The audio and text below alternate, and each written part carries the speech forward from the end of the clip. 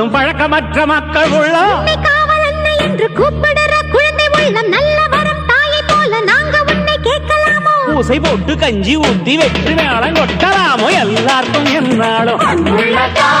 திரிசூலம் கையெந்தும்